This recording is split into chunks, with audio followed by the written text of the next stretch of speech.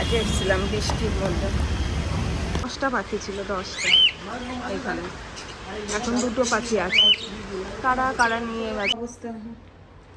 আমি ইচ্ছা করে আরো 5টা কাজে এসেছিলাম বৃষ্টির মধ্যে। ওই ভেতরে কাজ করলাম, পেট্রোল পাম্পের ভেতরে। এখন বাড়ি যাব। হ্যালো সবাইকে, আমি সর্বাণী। আমার নতুন একটা ব্লগে তোমাদের সবাইকে স্বাগত জানাচ্ছি। আশা করছি এই বৃষ্টির মধ্যে তোমরা সবাই ভালো আছো, আর আমিও ভালো আছি। কিন্তু শুধু একটু কাশি হয়েছে, এই যা। মাইক্রোওয়েভটা খারাপ হয়ে গেছে, এখন মাইক্রোওয়েভটা ঠিক করতে দিতে হবে। এদিকে একটা রাস্তা ছিল, নাকি মনে পড়ছে না। মাইক্রোওয়েভটা ঠিক করতে দিয়েছি, কদিন আগে খারাপ হয়ে গেছিলো। তারপরে ওরা নিয়ে গিয়ে কি করেছে বুঝতে পারছি না আমি, কি করেছে। চলছে। অনেকগুলো টাকা নিয়েছে, কিন্তু মাইক্রোওয়েভটা ঠিক করতে অনেকগুলো টাকা নিয়েছে। বৃষ্টি হচ্ছে, খুব বৃষ্টি হচ্ছে। অনেকগুলো টাকা নিয়েছে। মনে হয় 10-12 দিন চলার পরে এবার বন্ধ হয়ে গেছে। আজকে চুলে বাবির গার্ডার পরেছি আমি কালো রঙের, আমার গার্ডার খুঁজে পাইনি, তারপরে বাবির গার্ডার পরেছি। এবার বন্ধ হয়ে গেছে। বন্ধ হয়ে যাওয়ার পরে ওদেরকে আমি ফোন করেছি যে আমার মাইক্রোওয়েভ চলছে না, মাইক্রোওয়েভটা ঠিক করে দিতে হবে। তারপর সঙ্গে সঙ্গে বলে কি এখনই লোক পাঠাচ্ছি, লোক পাঠায়নি। আবার এখন যাওয়ার পথে ওই দোকানে যাব, গিয়ে আবার একটু বলবো যে এখনই লোক পাঠান, লোক পাঠিয়ে আমার মাইক্রোওয়েভটা।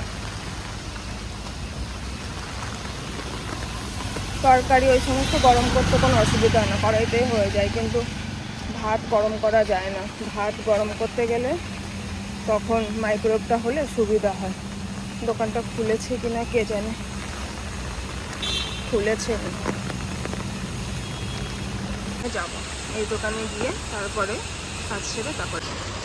এই দোকান থেকে আমি একটা ম্যাট্রেস কিনেছিলাম, এই দোকান থেকে, এখান থেকে ম্যাট্রেস নিয়েছিলাম, বালিশ নিয়েছিলাম। বাবা পায়ের কাছে এসে হর্ন মারেছে গাড়িতে। ওদের একটা ওই পাশের দিকে আর একটা ইয়ে আছে, স্কুল আছে, সেইখানে যাচ্ছে সব। ওই পাশ থেকে গিয়ে কি বলে ফুটপাতে উঠে যাব। ফুটপাতে উঠে গেলে এই যে রেইনটপ, এই রেইনগুলো দেখে আসি। এইখানে একটা বাবা, এরা আবার দোলনায় উঠেছে।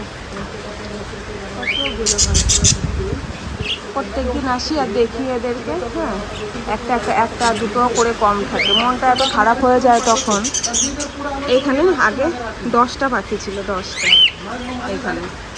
এখন 2টো পাখি আছে, কারা কারা নিয়ে গেছে। আরও যে এইখানে মাছ আছে, মাছ এখানে আরো অনেক বেশি ছিল, এখন আর নেই। ভেতরেও আছে, ভেতরে বিড়াল আছে। এখন আর ঢুকবো না, চলে যাই। স্কুলের সামনে দিয়ে যাচ্ছি এখন, হ্যাঁ যাই। আমার হাতে বান্ধিবি বান্ধিবি, মন বান্ধিবি কেমন, আমার মুখ বান্ধিবি, মুখ বান্ধিবি, পরাণ বান্ধিবি।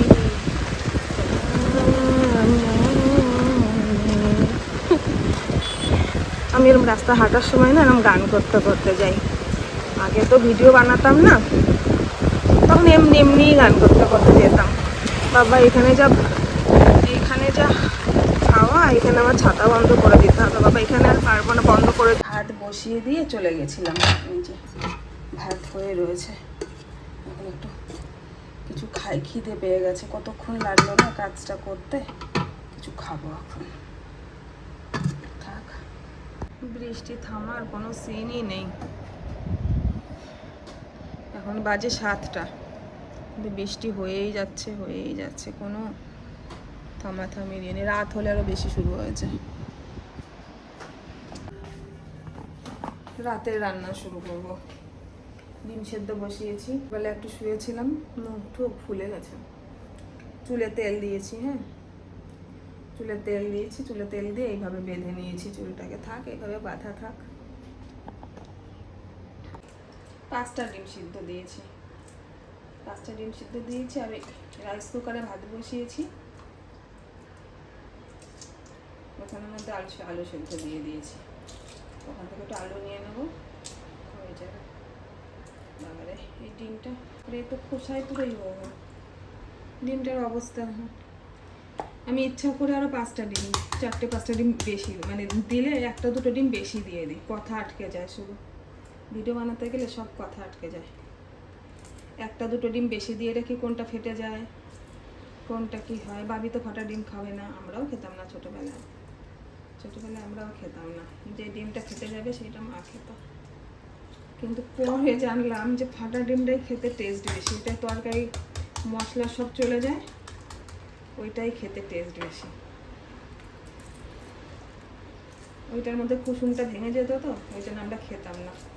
লাল লাল করে ভেঙে নেব।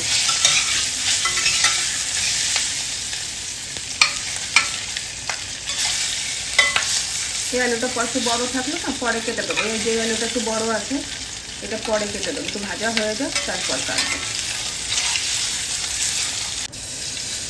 আদা, পেঁয়াজ, রসুন সব দিয়ে দিলাম।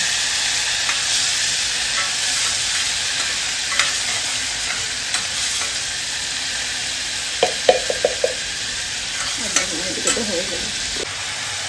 উষ্ণ গরম জল দিয়ে দিলে না খুব সুন্দর হয়।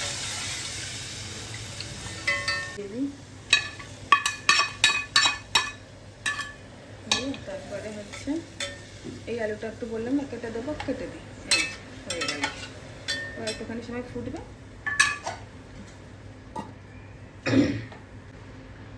ডিমটা হতে থাক, এখানে আমি পনিরটাকে গ্রেট করে নিই। বাবির জন্য সকালের টিফিন পনির ভুর্জি আর হচ্ছে রুটি নিয়ে যাবে। যখন আরেকটু ছোট ছিল তখন বাড়ির খাবার খেতে চাইতো না, বলতো কি মা আমাকে স্ন্যাক্স দিয়ে দেবে, পিৎজা দিয়ে দেবে, বার্গার দিয়ে দেবে, চিপস দেবে, নানান রকম ওই বাচ্চাদের যা খাবার হয়। আর যেই এখন একটু বড় হচ্ছে, আর অমনি মা ক্লাস 5 ওঠার পরেই বেশি দেখছি মা কাশি হচ্ছে। আবার ভিডিও বানাচ্ছি বলে এক্সস্ট ফ্যানটা চালাতে পারিনি, দেখছি একটু কাশি হচ্ছে।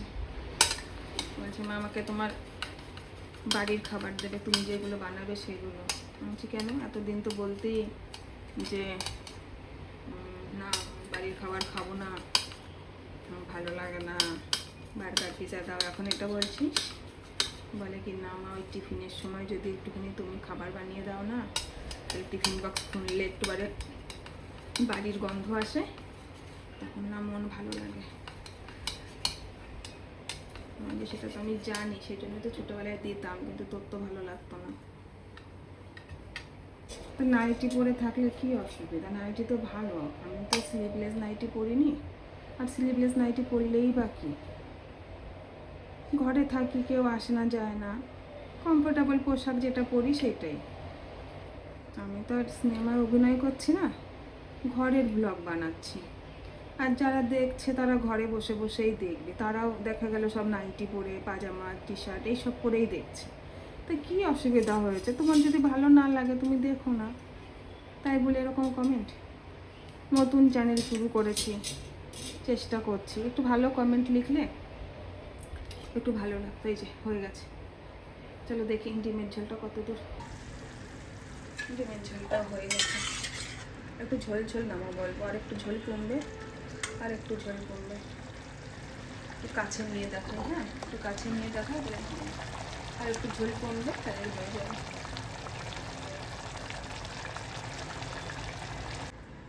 এর মধ্যে যা একটু যে আর একটু মশলা আছে না, এইটুকু দিয়ে দেবো।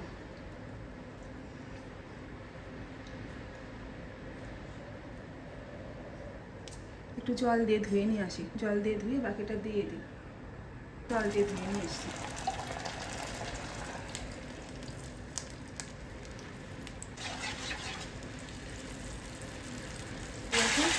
আর এই যে পনিরটা দিয়ে দিই। আমি খুব খটখাট রান্না করি, হ্যাঁ, এক একজনের খাওয়ার এক এক রকম। হ্যাঁ, পনির কেউ খায় না আমাদের বাড়িতে, শুধু বাড়ি খায়, আর কেউ খায় না পনির। একটু গান করলাম, রান্না করতে করতে একটু গান করি। খুব টেস্ট হয়েছে খেতে। সকালে দুটো রুটি করে দেবো, এটা দিয়ে টিফিনে পাঠিয়ে দেবো। অল্প করে একটু ডাল করছি, যে অল্প করে একটু ডাল, আমি একা খাবো।